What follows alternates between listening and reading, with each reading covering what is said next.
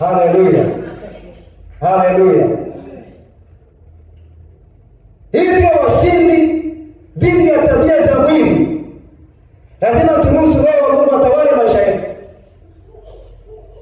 Na lazima turuhusu kabisa kazi ya msalaba pia ifanyike ndani ya mioyo yetu.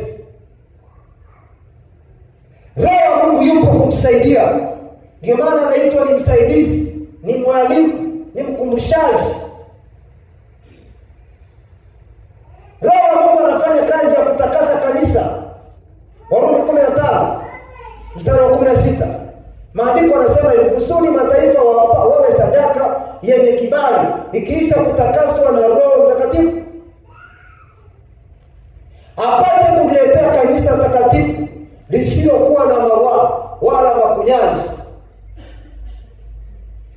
apate kulisafisha katika maji na katika neno. Mungu analisafisha kanisa kwa Roho Mtakatifu na kwa neno lake. Mungu analisafisha kanisa kwa Roho Mtakatifu na kwa neno lake. Roho Mtakatifu yuko pale kukusaidia ili uliishi neno. Ndio maana maandiko yanasema hivi, apate kulisafisha. Turudi kwenye kitabu cha Waefeso. Apate kulisafisha kanisa. Waefeso 5 mstari wa 26. Alitakasa na kulisafisha kwa maji katika neno. Vitu vyote viwili vinafanya kazi kwa wakati mmoja. Roho Mtakatifu anafanya kazi pamoja na neno la Kristo linafanya kazi kwa wakati mmoja. Ndio maana Mungu anasema neno la Kristo likae kwa wingi ndani ya mioyo yetu. Haleluya. Amen. Na Roho Mtakatifu anapokuja hawezi kukuongoza anakutoa nje ya neno. Hata kuleta kwenye neno vile linavyosema. Anasema iweni watakatifu kama yeye alivyo mtakatifu. Haleluya wapendwa. Amen. Roho Mtakatifu anasema ikimbieni dhambi. Ziko dhambi za kuzikimbia. Yaani ukiziona dhambi ya namna hiyo unaikimbia. Ili ushinde hiyo dhambi unaikimbia. Amen. Amen. Maandiko yanaposema mpe nafasi Roho Mtakatifu, Roho Mtakatifu kazi yake ni kukuleta kwenye neno. Ndio maana anasema hivi,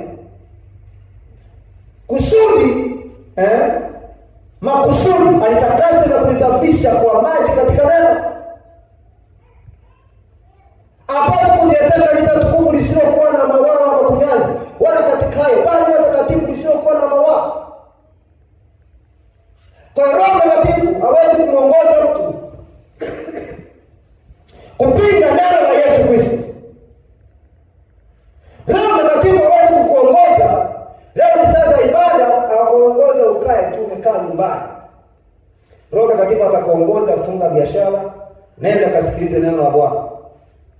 Ila mwili unaweza kukwambia unajua hizi ni saa za biashara. Maana kazi ya mwili, kazi yake ni kupingana na neno la Mungu. Amen. Amen. Maandiko yanasema msiache kusanyika mahali mlioitwapo leo. Kwa hiyo Biblia, Roho Mtakatifu atakuhimiza tu nenda kanisani.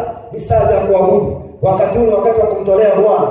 Wakati huu wakati wa kuomba. Wakati huu wakati wa kusoma neno. Mwili wenyewe utakuwa unakwambia hapana, utaenda kesho. Hili jambo utalifanya kesho kutwa. Fanya hivi na fanya vile.